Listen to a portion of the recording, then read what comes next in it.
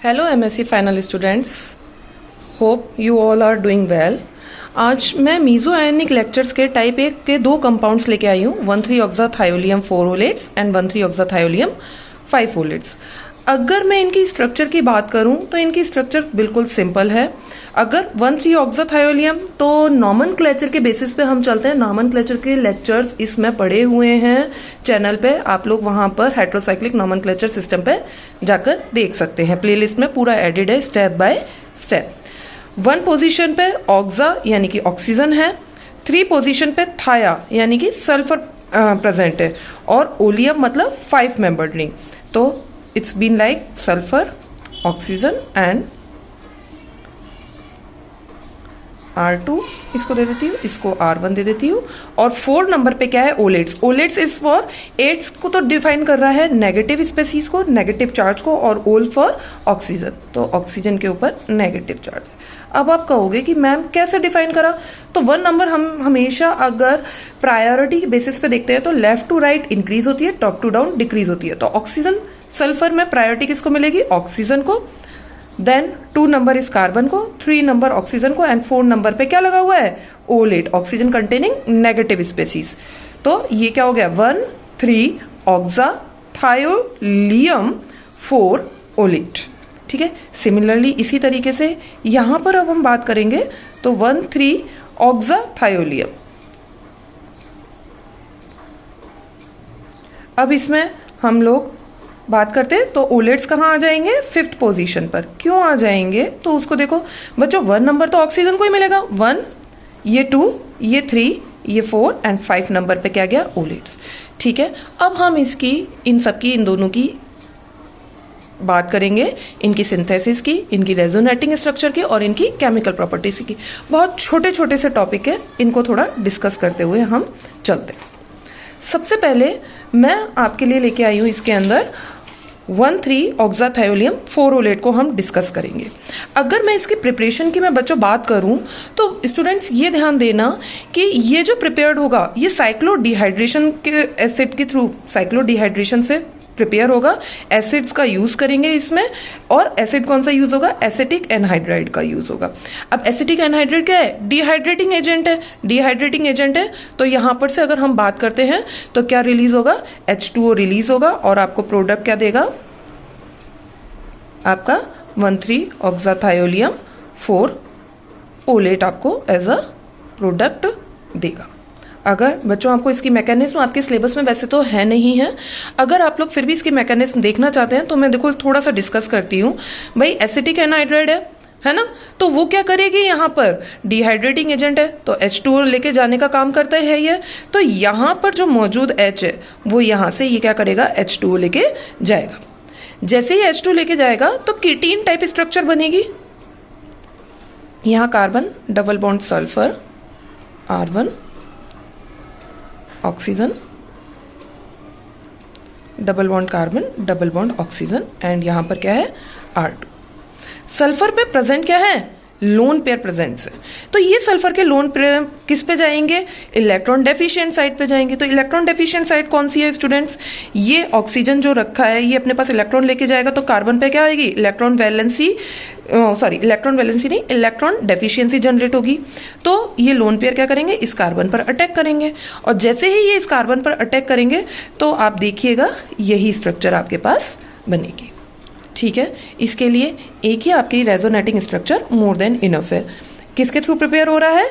Acid की presence में prepare हो रहा है। एसिडिक कौन ले रहे हैं हम? Acetic anhydride. क्यों ले रहे हैं? क्योंकि ये डिहाइड्रेटिंग एजेंट है जो H2O को रिलीज करवाता है, और जैसे ही H2O को रिलीज करवाएगा कीटीन बनेगी। कीटीन के ऊपर क्या करेंगे? सल्फर के लोन पेयर अटैक करके ही रिएक्शन फर्दर आगे प्रोसीड कराएंगे। ये आपकी इसकी सिंथेसिस हो गई। एक ही सिंथेसिस आती है इसमें। अब मैं इसकी रेजोनेटिंग स्ट्रक्चर्स की बात करती हूँ।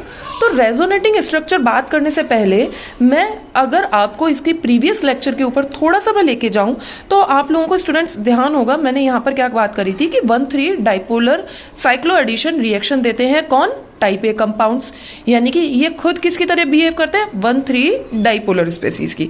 तो हमारा मेन मोटो क्या है कि 1,3 डाइपोलर स्पेसीज बनानी ही बनानी है है ना। तो 1,3 डाइपोलर स्पेसीज को फोकस करते हुए इसकी जो रेजोनेटिंग स्ट्रक्चर्स हमें अवेलेबल होती हैं वो क्या कहती हैं कि ऑक्सीजन के पास लोन पेयर है, ये क्या करेंगे, लोन पेयर इधर जाएंगे, क्योंकि सल्फर पॉजिटिव चार्ज रखा है तो ये अपना पॉजिटिव चार्ज तो रखेगा नहीं, क्योंकि इलेक्ट्रोनेगेटिव एटम है इन कंपेयर टू कार्बन।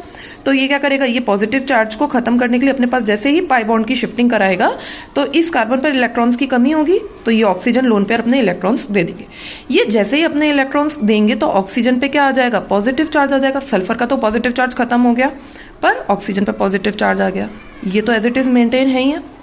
ठीक, अब क्या होगा, अभी भी 1,3 डाइपोलर स्पेसीज नहीं बनी। ये ऑक्सीजन का नेगेटिव चार्ज ये यहाँ पर आएगा, ये जैसे इधर आएगा कार्बन की वैलेंसी इंक्रीज हो जाएगी तो ये पाई बॉन्ड शिफ्ट हो जाएंगे इस R2 वाले कार्बन पर। तो ये जैसे ही इधर शिफ्ट होंगे तो स्टूडेंट्स क्या देखना है, यहाँ पर नेगेटिव चार्ज नहीं बना और ये पाई बॉन्ड जनरेट हो गया। ये जैसे ही जनरेट होगा, अभी भी 1,3 डाइपोलर स्पेसीज नहीं बनी है हमारे पास, ये वाली जो स्पेसीज है ये 1,3 डाइपोलर स्पेसीज आएगी। क्यों, क्योंकि हमने इनके ऊपर तो क्यूमुलिन टाइप की स्ट्रक्चर की बात करी थी, है ना। क्यूमुलिन टाइप की structure, sulphur double bond carbon double bond oxygen, कुछ इस टाइप का बनना था। तो जब हम इसकी ब्रेकेज कराएंगे तो यहाँ पर ही हमें क्यूमुलिन मिलती है, तो यानी कि 1,3 डाइपोलर स्पेसीज कहाँ बनेगी, इस R1 और R2 के रेस्पेक्ट में ही बनेगी। तो अब उसको कैसे कराएंगे, तो स्टूडेंट सिंपल है, सल्फर के लोन पेयर जैसे ही ये यहाँ जाएंगे तो ऑक्सीजन अपने पास से इलेक्ट्रॉन ले जाएगा, तो क्या बनेगा, ये सल्फर पे अगेन पॉजिटिव चार्ज आ गया, यहाँ नेगेटिव चार्ज तो मेंटेन था, ये डबल बॉन्ड ऑक्सीजन। अभी भी ऑक्सीजन की तो इलेक्ट्रोनेगेटिविटी मेंटेन हो गई, वो पॉजिटिव चार्ज नहीं रखा, पर 1,3 डाइपोलर स्पेसीज नहीं बनी, तो सल्फर क्या करेगा, वापस अपने पास इलेक्ट्रॉन ले लेगा और यहाँ पर R1 वाले कार्बन पे पॉजिटिव चार्ज आ जाएगा और R2 वाले कार्बन पर नेगेटिव चार्ज आएगा। तो अब स्टूडेंट्स देखिएगा 1,3 डाइपोलर स्पेसीज बन गई है और यहाँ पर ये हमारी क्या रहेगी, क्यूमुलिन टाइप की बिहेवियर शो करेगी। ठीक है, इसके बाद जब हम आगे बढ़ते हैं तो केमिकल प्रॉपर्टीज आती है। केमिकल प्रॉपर्टीज हमारी क्या कहती हैं कि ये मैंने आपको इसके जब टाइप्स कराए थे तभी मैंने आपको बोला था और मैं अभी फिर रिपीट कर रही हूँ कि ये 1,3 डाइपोलर साइक्लोएडिशन रिएक्शन दे रहे हैं, क्योंकि 1,3 डाइपोलर स्पेसीज जब बना रहा है, ये देखिएगा 1,3 डाइपोलर स्पेसीज बना रहा है ना। तो किस टाइप की रिएक्शन देगा, 1,3 डाइपोलर साइक्लोएडिशन रिएक्शन देगा। तो ये खुद किसकी तरह बिहेव करेगा स्टूडेंट्स, 1,3 डाइपोलर स्पेसीज की तरह बिहेव करेगा, जो किससे रिएक्ट करेगा, डाइपोलरोफाइल के साथ रिएक्ट करेगा, जो आगे चल के 1,3 डाइपोलर साइक्लोएडिशन रिएक्शन देगा। ये इसकी केमिकल प्रॉपर्टीज है। तो हम जब इसकी रिएक्शन की बात करते हैं तो सबसे पहले तो हमें 1,3 डाइपोलर स्पेसीज बनानी आनी चाहिए, तो वो इस तरीके से बनती है जो हमने वहां पर बनाई है ये अभी, है ना। जो रिएक्शन किसके साथ करता है, डीमेट के साथ। डीमेट की मैं फुल फॉर्म की बात करूं तो क्या है, डाई मिथाइल, है ना, डाई मिथाइल है ना, तो dimethyl acetylene dicarboxylate, क्या है, dimethylene acetylene dicarboxylate. अब देखो बच्चों, ये दोनों कैसे हैं, दोनों एक ही जैसे ग्रुप है, तो ये और इनका नेचर कैसा है, इलेक्ट्रॉन विड्रॉइंग ग्रुप है, तो दोनों एक ही जैसे हैं और दोनों का नेचर इलेक्ट्रॉन विड्रॉइंग ग्रुप है, तो मैं रिएक्शन कहीं से भी करा दूं इक्विवेलेंट रहेगी, है ना। तो क्या होगा, नेगेटिव चार्ज किसी भी कार्बन के पास जा सकता है, वो जैसे ही किसी भी कार्बन के पास जाएगा तो इस कार्बन पर जैसे ही अटैक करेगा सिग्मा बॉन्ड बनेगा, कार्बन की वैलेंसी इंक्रीज हो गई तो ये कार्बन क्या करेगा, अपने पास इलेक्ट्रॉन खींच के लेके जाएगा, इस पे इलेक्ट्रॉन डेंसिटी इंक्रीज हो गई तो क्या करेगा, यहाँ इस कार्बन पर 1,3 डाइपोलर स्पेसीज जो अपनी है R1 वाली कार्बन पे इलेक्ट्रॉन डेफिशिएंसी है ही है, पॉजिटिव चार्ज है, तो ये अपने इलेक्ट्रॉन्स किसको डोनेट कर देगा, R1 वाले कार्बन को, जिसकी वजह से कुछ बाईसाइक्लिक एडक्ट बनेगा, जिसको मैं पहले रफ बना के दिखाती हूँ ताकि आपको लोगों को देखने में आसानी हो। एक पाई बॉन्ड ही तो टूटा है, डबल बॉन्ड तो मेंटेन रहेगा, COO MeCOO और CH3 अपना है ये, है ना। और क्या है, ये R1 वाला कार्बन है, ये सल्फर ऑक्सीजन, ये R2 और इन दोनों का बॉन्ड बन रहा है, और सॉरी यहाँ पे डबल बॉन्ड ऑक्सीजन है, ठीक है, और यहाँ डबल बॉन्ड ऑक्सीजन है, कुछ ये बनेगा, है ना। पाई बॉन्ड अपना अगर मैं बात करूं तो ये पाई बॉन्ड मेंटेन रहेगा। अब मैं क्या करूं, इस ऑक्सीजन को यहां से पकड़ के ऐसे ऊपर खींच दिया, तो क्या ये स्ट्रक्चर बाईसाइक्लिक एडक्ट जैसी नहीं बनेगी, देखिएगा ये हुआ, ऑक्सीजन को पकड़ के ऊपर खींच दिया, यहाँ ये पाई बॉन्ड है, ये इस पे ये लगे हुए COO Me ग्रुप है, ग्रुप लगे हुए हैं, है ना, और यहाँ पर क्या double bond oxygen. Thermal condition में रिएक्शन होगी तो ये फ्यूरेन देगा। कैसे देगा furan? Sorry, pi bond shifting इधर हुआ तो ये सिग्मा बॉन्ड टूटेगा, सल्फर के इलेक्ट्रॉन, भाई कार्बन की वैलेंसी इंक्रीज हो गई तो सिग्मा बॉन्ड तोड़ेगा, इधर इलेक्ट्रॉन भेज देगा। पाई बॉन्ड जनरेट हुआ, इस कार्बन की वैलेंसी इंक्रीज हो गई, यहाँ इलेक्ट्रॉन डेफिशिएंसी है तो ये इस सिग्मा बॉन्ड को इलेक्ट्रॉन दे देगा। तो देखो स्टूडेंट्स, यहाँ पर हमारा क्या रिलीज हुआ? Sulphur double bond carbon double bond oxygen निकल गया। पर बना क्या अपने पास? अगर मैं इसकी बात करूं तो 5 मेंबर्ड ऑक्सीजन कंटेनिंग रिंग बनी जिसपे पाई बॉन्ड्स हैं और हमारा एसिटाइलिन डाइकार्बोक्सिलेट ग्रुप्स लगे हुए हैं। ये बनेगा, सिंपल है, कोई डाउट नहीं है इसके अंदर। ठीक है, ये इसकी केमिकल रिएक्शन थी, बस इतने छोटे से ही थे ये। अब हम जब आगे बात करते हैं तो हम बात करते हैं अब 1,3 ऑक्साथायोलियम 5 ओलेट की हम बात करते हैं। इसकी सिंथेसिस की मैं बात करती हूँ तो it can be prepared by the cyclodehydration of following acid. Following acid कौन सा होगा? एरोइल थायोग्लाइकोलिक एसिड रहेगा। किसकी प्रेजेंस में? TFAA। TF क्या है? ट्राईफ्लोरो एसिटिक एनहाइड्राइड, जिससे हमें आपके रिएक्शन क्या मिलेगी भाई? साइक्लोडिहाइड्रेशन होगा ना, तो ये क्या करेगा? H2O को रिलीज करवाएगा, डिहाइड्रेटिंग एजेंट है तो H2O को रिलीज करवाएगा, H2O को रिलीज करा के आपको ये प्रोडक्ट बना के देगा। अब बात आती है कि ये कैसे बनेगा, तो इसकी मैकेनिज्म थोड़ी सी लॉन्ग है, पहले हम उसको डिस्कस कर लेते हैं। ठीक है, हमने ये एरोइल थायोग्लाइकोलिक एसिड लिया, सल्फर के पास लोन पेयर मौजूद है, ये क्या करेंगे? इधर अपने इलेक्ट्रॉन शिफ्ट करेंगे, करेक्ट, और जैसे ही इलेक्ट्रॉन शिफ्ट करेंगे तो ऑक्सीजन अपने पास पाई बॉन्ड खींच लेगा, तो ऑक्सीजन पे नेगेटिव चार्ज आ गया और सल्फर पे पॉजिटिव चार्ज आ गया। Correct students? अब क्या होगा? ये ऑक्सीजन है अपना, ये ऑक्सीजन क्या करेगा? इलेक्ट्रॉन रिच हो गया, ये इलेक्ट्रॉन डेफिशिएंट साइड पे जाएगा, ढूंढेगा अपने आप में इलेक्ट्रॉन डेफिशिएंट साइड, तो ट्राईफ्लोरो एसिटिक एनहाइड्राइड मौजूद है तो ये क्या करेगा? इस कार्बोनिल वाले कार्बन पर अटैक करेगा। जैसे ही कार्बोनिल वाले कार्बन पर अटैक करेगा तो ऑक्सीजन अपने पास इलेक्ट्रॉन खींच के लेके जाएगा, वो देखेगा लीविंग ग्रुप बैठा हुआ है तो क्या करेगा? अपने पाई बॉन्ड वापस से जनरेट करेगा और O-COCF3 को बाहर निकाल देगा, और यहां पर ये बॉन्ड बन गया। देखिए स्टूडेंट्स, OCOCF3 के साथ बॉन्ड बन गया और कौन निकल गया? O-C डबल बॉन्ड OCF3 बाहर निकल गया, है ना। अब क्या होगा? ये क्या करेगा? सबसे पहले एसिडिक एच ढूंढेगा अपने आप को न्यूट्रल करने के लिए। तो स्टूडेंट्स यहां देखो, यहां एसिड मौजूद है अपने पास, कार्बोक्सिलिक एसिड मौजूद है, इसके पास लगा हुआ ये जो हाइड्रोजन है हाईली एसिडिक है, तो ये यहां से इस H+ के फॉर्म में निकालेगा ताकि इसको न्यूट्रल करे और लेके चला जाएगा। ये जैसे ये लेके जाएगा तो इस ऑक्सीजन पे क्या आएगा? नेगेटिव चार्ज आ जाएगा। ये H+ यहां से निकला, ऑक्सीजन के साथ इसने बॉन्ड बनाया और यहां पर ही इसके ऊपर इस ऑक्सीजन के पास नेगेटिव चार्ज आ गया। अब बात आई कि ये क्या करेगा? ये ऑक्सीजन का जो नेगेटिव चार्ज है ये क्या जाएगा? इस कार्बोनिल वाले कार्बन पर अटैक करेगा। जैसे ही अटैक करेगा ऑक्सीजन अपने पास पाई बॉन्ड को खींचेगा, ऑक्सीजन पर नेगेटिव चार्ज आएगा, वो सोचेगा कि मैं खुद एक तौर पे यहां पर से रिलीज हो सकता हूं, तो ये पाई बॉन्ड वापस जनरेट करेगा और ये ऑक्सीजन अपने पास इलेक्ट्रॉन को खींच के ले जाएगा। तो कुछ इस टाइप की स्ट्रक्चर बनेगी। सल्फर पे तो पॉजिटिव चार्ज अपना मेंटेन चल ही रहा है, यहां पर हमारे पास ये आके बन गया। अब क्या हुआ? ट्राईफ्लोरो एसिटिक एनहाइड्राइड लिया है, वो तो हम यूज कर रहे हैं यहाँ पर, इसकी प्रेजेंस में यूज कर रहे हैं, तो हमें उसको तो पूरा बना के बाहर निकालना है ये पूरा का पूरा। अब क्या होगा? ये ऑक्सीजन जाके अटैक करेगा। अब ये ऑक्सीजन किस पर जाके अटैक करेगा? तो वो ये अटैक करेगा इस कार्बोनिल वाले कार्बन पर, ये पाई बॉन्ड अगेन अपने पास खींचेगा, ये वापस से इसको पाई बॉन्ड देगा और OCOCF3 को बाहर निकाल देगा। तो कुछ ये 5 मेंबर्ड 1,3 ऑक्साथायोलियम टाइप की स्ट्रक्चर बनेगी, पर एग्जैक्ट तो बनी नहीं है, उसकी सिमिलर टाइप बनी है ना।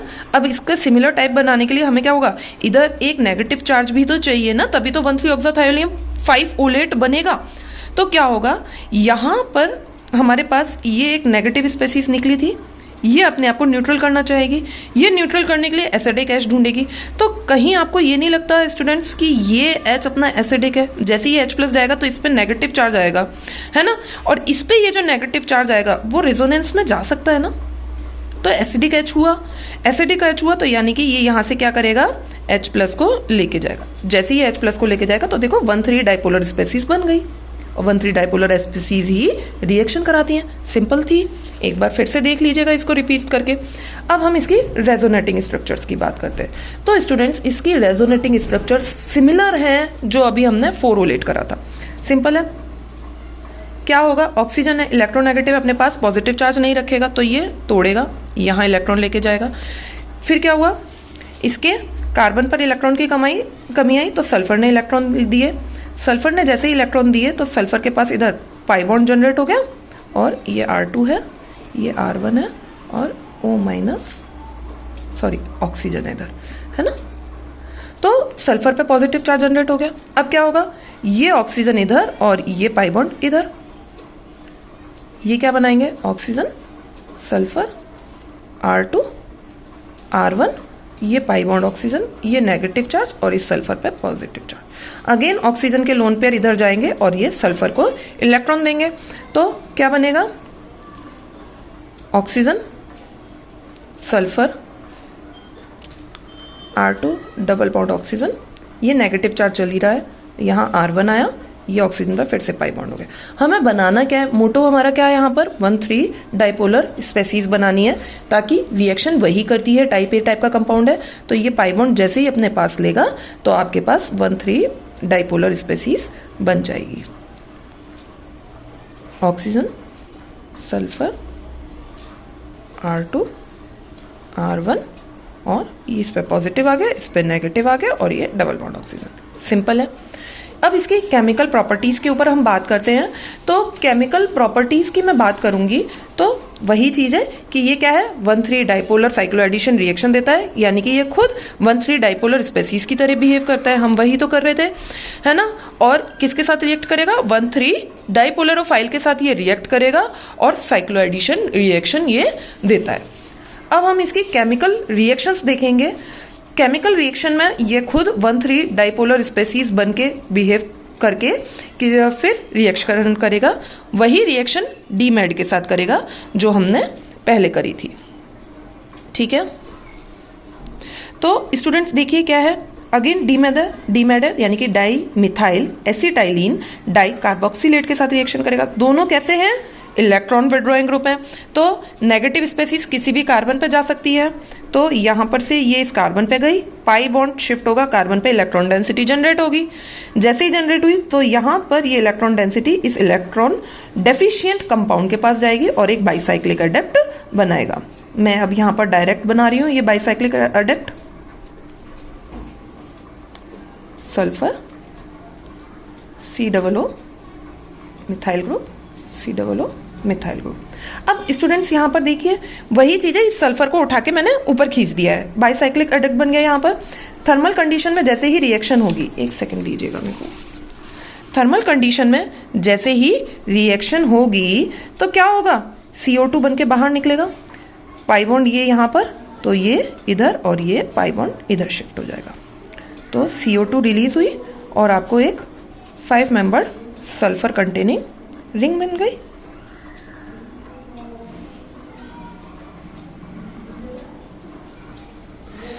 ये दोनों आपकी जो है ना 1,3 ऑक्साथायोलियम 4-ओलेट और 1,3 ऑक्साथायोलियम 5-ओलेट, इन दोनों के अंदर बस इतना ही है। सिंथेसिस भी एक ही एक है, सिंगल रेजोनेटिंग स्ट्रक्चर्स आती हैं और एक ही एक केमिकल प्रॉपर्टीज आती हैं।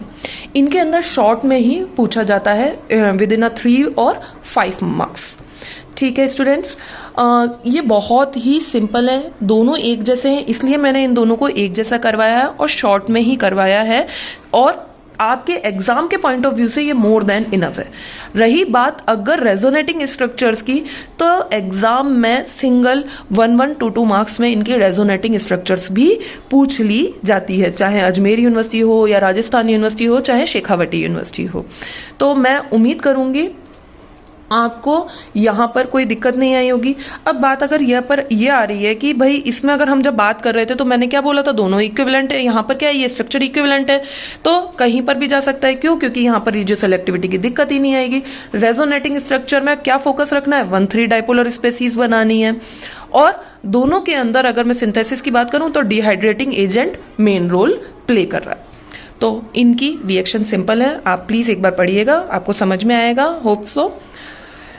Thank you to all. If you like my lecture, please like, comment and subscribe my channel. Thank you to all.